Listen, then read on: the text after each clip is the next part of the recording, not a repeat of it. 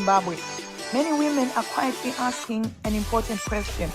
What does the future of gender equality and representation look like if institutions created to protect and advance women's rights are weakened or dissolved? The Zimbabwe Gender Commission is one of the independent commissions established under Chapter 12 of the Constitution of Zimbabwe, created to promote gender equality, protect women's rights, and ensure dignity, inclusion, and fairness within national development and governance. As conversations continue around Constitutional Amendment Bill number 3 of 2026, concerns have emerged over proposals that seek to restructure and potentially dissolve certain independent commissions, including the Zimbabwe Gender Commission, raising important national conversations around the future of constitutional protections for women and girls. In this short feature, we bring together the voices and reflections of women from different walks of life, women speaking from lived experiences, professional expertise, advocacy, leadership, and deep hope for a Zimbabwe that continues to uphold equality, representation, and justice for all.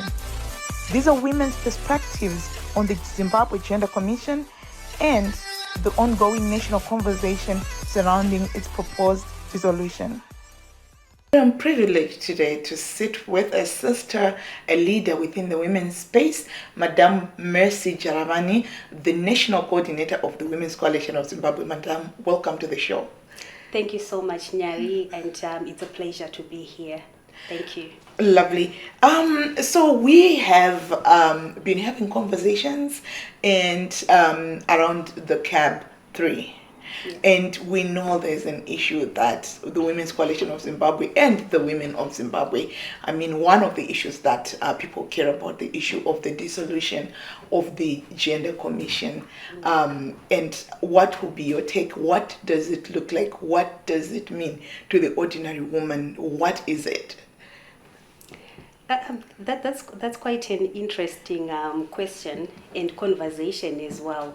And as you rightfully put it, it's a controversial issue, and there's been so much alarm and also distress, not only from the women of Zimbabwe, but even from the regional and international community as well, particularly posing a question in terms of where that places Zimbabwe in terms of prioritization of gender equality and the protections for the rights of women in Zimbabwe. Indeed, when we received the notice of the amendment of the Constitution, we were really concerned, and we are still concerned. Why so? This Constitution number 20 of 2013 was arguably one of the best constitutions in the region, probably if not in the world. Why? Because it had a very expanded Bill of Rights. It had specific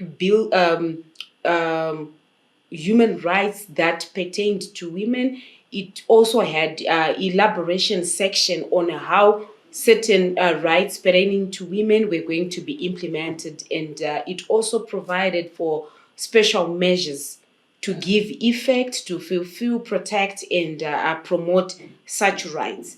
So I think in summary, for our viewers to understand, the Zimbabwe Gender Commission is a creature of the Constitution of Zimbabwe, the 2013 Constitution. It's a Chapter 12 institution which is established as an independent commission charged with a constitutional mandate to address issues pertaining to gender equality, to offer robust protections for women's rights and for women empowerment in Zimbabwe.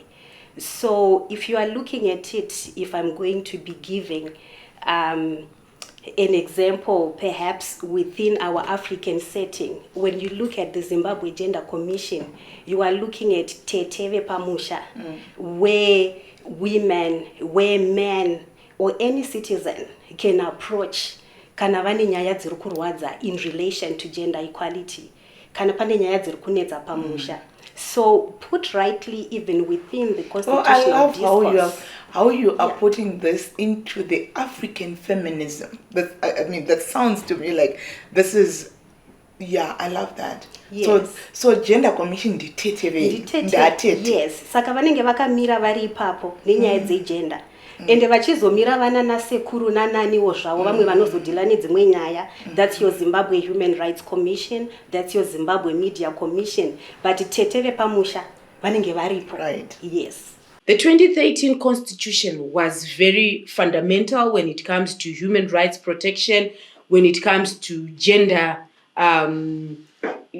parity, gender equality. You compare it to the Lancaster House Constitution, which never had those things.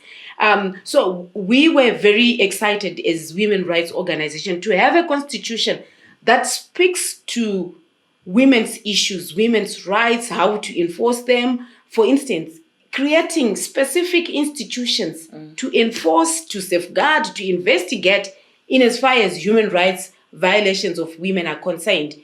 My thoughts really are that the Gender Commission was necessary because when we look at the history of women, It's necessary. it is necessary. When we look at the history of women's empowerment, where we are coming from, we still need to be regarded as a special kind of organization so that we are empowered and reach the levels that our counterparts have, even in terms of economics, and even the issues of culture also come into play. And all these are issues that need to be addressed. And the Gender Commission was really going into communities to educate women, to empower women. And to investigate high And profile also cases. the gender-based violence issues. So it is a very necessary arm of government. So what is the bill proposing?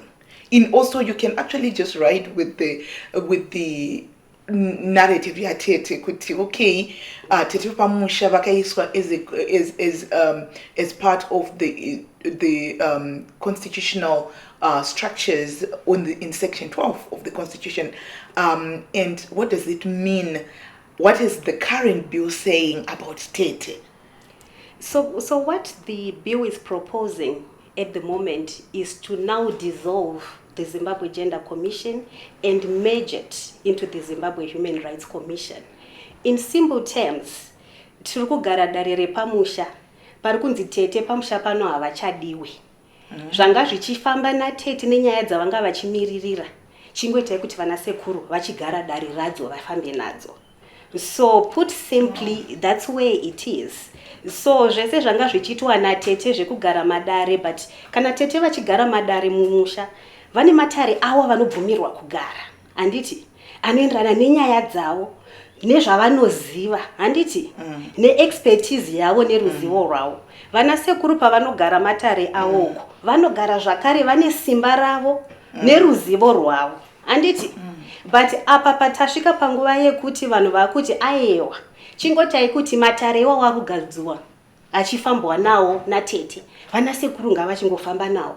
Zvitenda zvakasina basi. Saka tete havasisina basi. Wow, munozvionawo sei paZimbabwe? Bill redu tiri kunzwa zvekare kuti riri kubata nyaya yeGender Commission. Gender Commission kuti yakubviswa yoinoiswa kuHuman Rights Commission. Maonero angu zvanga zvakanaka kuti tinge tine a whole commission inotimiririra, inokwanisa kutaura nezvemaissues emadzimai, nekuti madzimai takawanda. Zvino neuwandu hwedu tikanzi commission yedu yabva, tinonochemera kupi? Ndiani achatibatsira kutaurawo zvimwe zvinotibatsira kuvakuru vedu? That is so profound. But why is it not possible for sekuru, for example, kuti fambisira nyaya dzedu ndingoenda kakwasekuru, ndiri kunzi chingoenda ikakwasekuru ikoko munofamba, azvina kunzi nyaya dzenyu, your issues are no longer important, we are moving them to sekuru. Why can't you just go kuna sekuru? So kune nyaya dzekuti vanasekuru pamusha nana baba vanogona kufamba nadzo vakadzigadzirisa chaizvo mumhuri kuti mhuri ifambe zvakanaka. But kune nyaya dzekuti dzimwe dzinongoda tete chete. Kana tine musikana anenge aita zvaanenge aita mumhuri, vana nasekuru vanogona kuzopirwa nyaya pamberi. Asi pane zvinhu zvakadzika zvekuti izvi zvinongoda tete. Vana tete vemushanga vauye vagare pasi nana mbuya. Nekuti vanonzwisisa. Nekuti ivo sana tete pamwe vakambopindana nadzo. Nekuti marwadzo acho vana sekuru havangagonika kuzvinzwisisa because ndisekuru. And nyaya dzacho ni hadzivabati chezvo. Imbotipei dzimwe dzenyaya dzakadaro. What are some of the issues that this gender commission it's beautiful that you've just excited me, and I think this is something very interesting for the ordinary person to actually understand the impact or the threat of removing the gender commission, or the threat of not waking up with the tete pamusha kunzi tatu abolisha musha muri kwaMashayamombe aticha recognize vana tete pano akuchina chinhu chinonzi ana tete pano kwangwana nasekuru. What are some of the issues that ana tete have been dealing with, and how what would be the impact of? The important question that we should all sit with is one which forces us to trace back to 2013 to really understand the intention of the policy makers, the intention of government, the intention of the people of Zimbabwe who voted within the referendum to have the Zimbabwe Gender Commission established as an independent commission, despite the fact that we already had the Zimbabwe Human Rights Commission as well. So when you look at that and you really want to understand what the intention was, it then takes you to where we are today. Because at that point, at that time in 2013, the intention was coming from the understanding that there are certain historical injustices when it comes to gender equality, when it comes to women's rights, that need to be corrected. And we need to have Tete, who is really dedicated towards dealing with those issues. Issues to do with child marriages, for example. Issues to do with property rights. Issues to do with gender-based violence. This requires a Tete who has got specialization to deal with this. I would want us to reflect maybe from a regional perspective. We have the African Charter on People and Human Rights. We do have a special protocol to deal with women's issues, which is Maputo Protocol. So when you then reflect from the spirit and letter of Maputo Protocol, why did they have to come up with a specific protocol? I mean, at a regional level. It was because they have noted the issues that women and girls go through in Africa. You're talking of your child marriage, you're talking of your harmful cultural practice, you're talking of wife inheritance, you're talking of forced marriage. Those are specific issues that pertain to women, and they require expertise to deal with them. They also require a special focus to deal with them. Now, the proposal, therefore, it's women's issues are human rights. Yes. Admittedly so.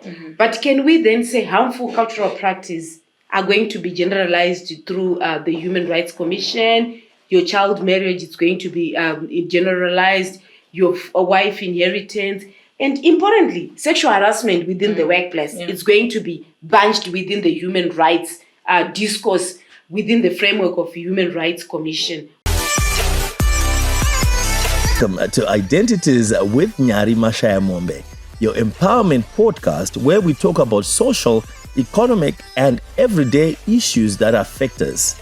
At Identities Media, we tell human stories that respect the storyteller, honor the viewer, and help build a compassionate and informed society. Our work celebrates unsung heroes and community change makers rising in the spirit of Ubuntu. As a producer and host, Nyari Mashayamombe brings her experience as a development practitioner, marketer, lawyer, storyteller, and filmmaker to ensure that every conversation is grounded, human, and deeply intentional. If you are an individual donor, a foundation, an NGO, or an institution that believes in uplifting marginalized voices, we invite you to financially support this storytelling journey. Your contribution helps us document human stories that shape policy, inspire action, and strengthen communities. We also welcome corporates, NGOs, and institutions to partner with us by sponsoring episodes or seasons, commissioning stories of change, or collaborating on documentaries, docuseries, films, and other impactful storytelling projects. You may also advertise on our platform. To donate, visit www.identitiesmedia.com. To partner or sponsor, contact us through the email and number on the screen. Identities with Nyari Mashayamombe, your empowerment podcast.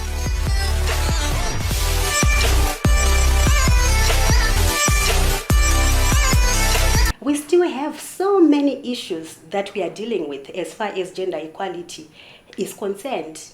So what is the justification for deprioritizing gender equality at this point? Because whichever way you look at it, whatever justification that we have, the message is clear.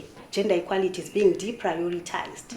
If you are going to remove it from being a standalone independent commission and actually renegating it into a directorate, yes, it's a clear message which says gender equality is not a priority, which is very problematic if you are looking at our constitution, for example. Because if you go, for example, to section 3 of our constitution, the debate around vanasekuru vanogona kuita nyaya idzi because dzakangofanana inyaya dzemusha saka tete havana need. The same debate which says the Zimbabwe Human Rights Commission is already dealing with human rights issues, and gender equality is a human rights issue. If you look at that debate, and if you read carefully Section 3 of the Constitution of Zimbabwe, that debate is settled. We shouldn't even be getting into that debate in 2026. It was settled in 2013. And why do we say so? Because in Section 3 of the Constitution of Zimbabwe, which is a very, very important section, because it is the section which articulates and lays down the fundamental founding values of Zimbabwe. Not the founding values of parliament, not the founding values of the constitution, but of Zimbabwe as a country. When you read that, you find that fundamental human rights and freedoms actually stipulated as a founding value. And then below the fundamental human rights, gender equality is also clearly stated as a standalone value and principle. So by just reading that alone, you can actually see how the debate is settled. Gender equality, despite being a human rights, it's actually more than a human rights issue. And it requires its own specialized attention, dedicated attention, with a unique approach in terms of addressing the several historical injustices that I mentioned. Against women and girls. Even a representation which we are failing dismally at. Because gender equality, the Gender Commission, when we're talking about gender, one of the fundamentals is equal representation. Yes. We are failing dismally. And how do we think that it's going to survive the human being swallowed by another? And perhaps the way the proposed clause is drafted, it's really worrisome. It only speaks of other freedoms, including issues pertaining to women, blah, blah, blah, blah.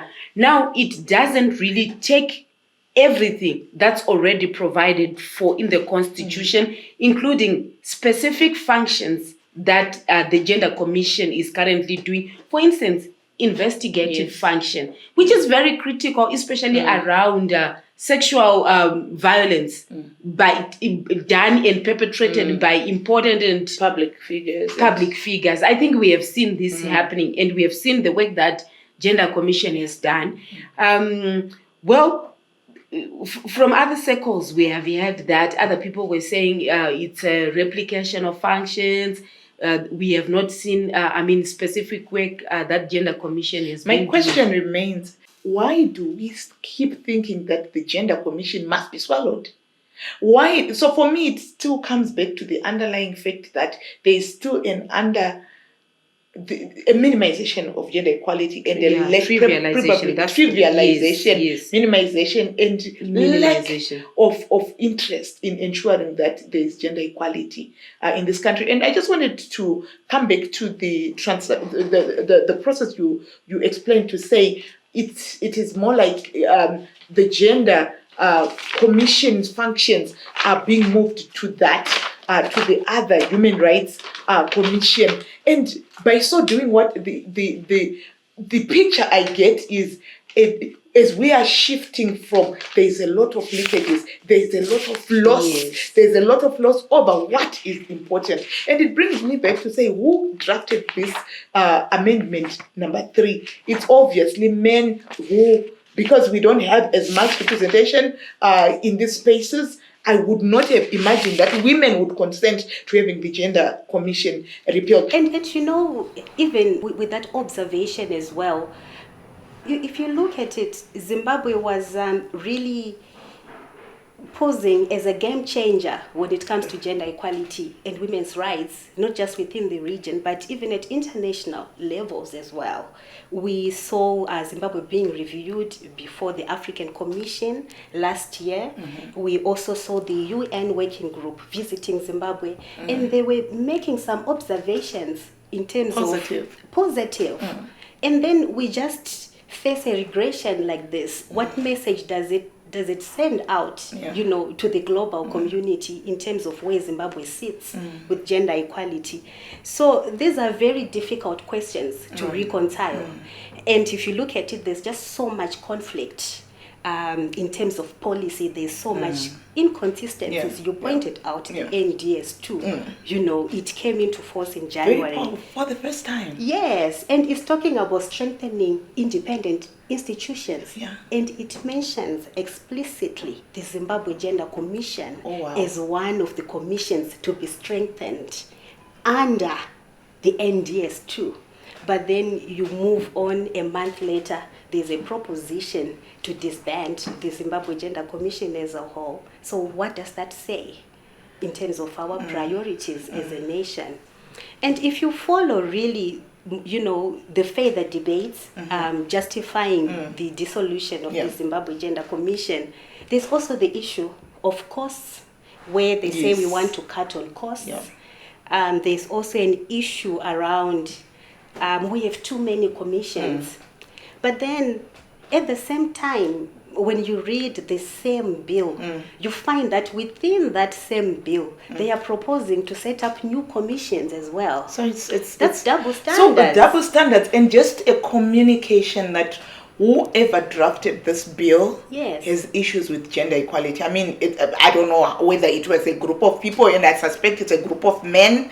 Maybe because on leadership, if you look at general leadership, participation in Zimbabwe, right, we always have 30 to 35. So I would imagine that those women in that room, if there was a woman in the bill drafting, maybe there were just a few who couldn't even argue to say, how do you come up with removing a gender? So when it comes to women's issues, we don't have money. Mari, ngati say, kana chida ukata cost as a country, let's remove the priorities for women. You do that on the backs of women. On women. That's not proper, Why? Because we've peripherized women's issues, no matter how it has been proven, how issues of gender-based violence, how issues of exclusion of women leadership are expensive to the development of a nation. Despite that being documented, we're still not internalizing to realize that it's actually a smart move to promote women. When women are leading, when we reduce gender-based violence through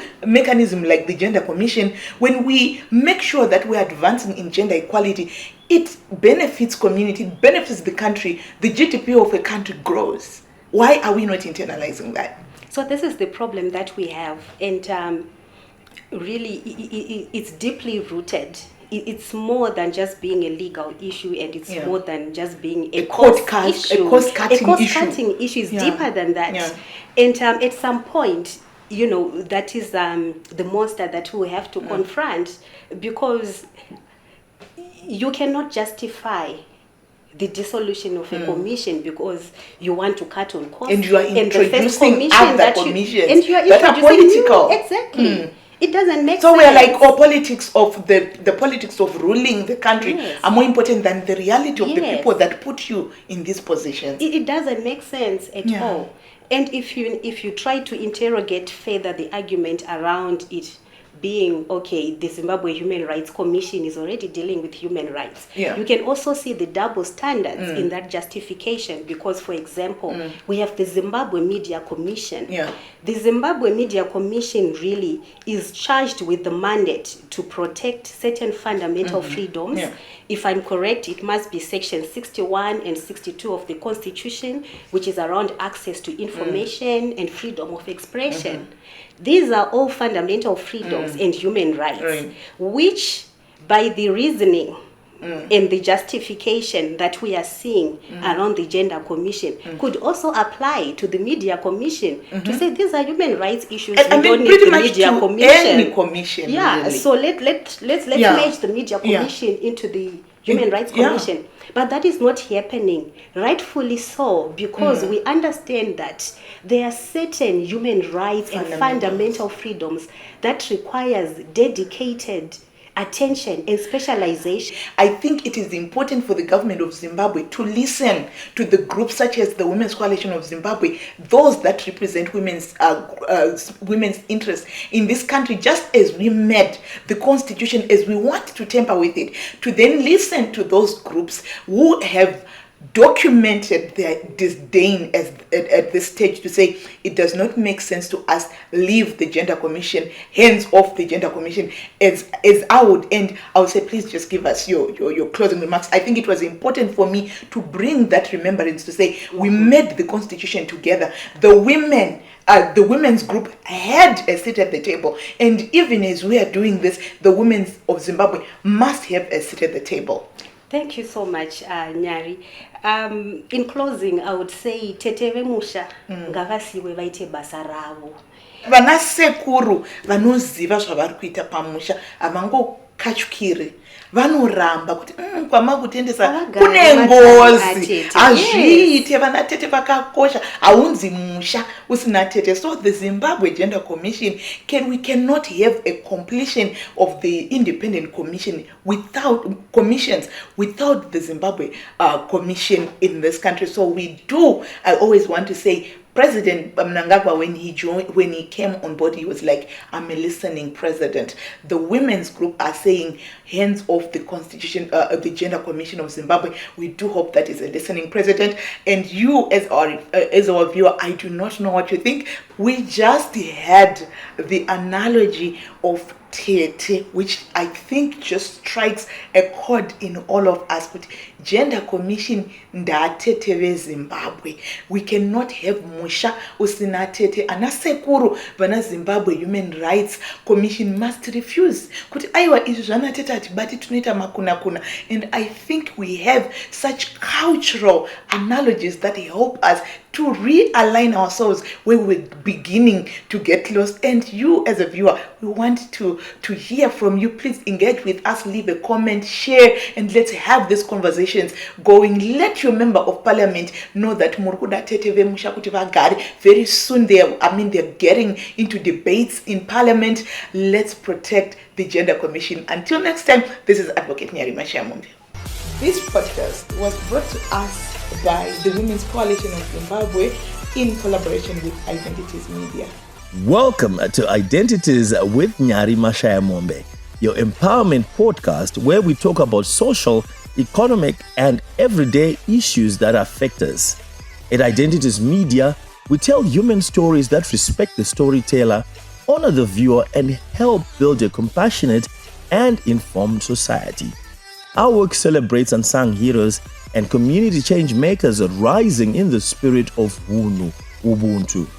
As a producer and host, Nyari Mashayamombe brings her experience as a development practitioner, marketer, lawyer, storyteller, and filmmaker to ensure that every conversation is grounded, human, and deeply intentional. If you are an individual donor, a foundation, an NGO, or an institution that believes in uplifting marginalized voices, We invite you to financially support this storytelling journey. Your contribution helps us document human stories that shape policy, inspire action, and strengthen communities. We also welcome corporates, NGOs, and institutions to partner with us by sponsoring episodes or seasons, commissioning stories of change, or collaborating on documentaries, docuseries, films, and other impactful storytelling projects. You may also advertise on our platform. To donate, visit www.identitiesmedia.com. To partner or sponsor, contact us through the email and number on the screen. Identities with Nyari Mashayamombe, your empowerment podcast.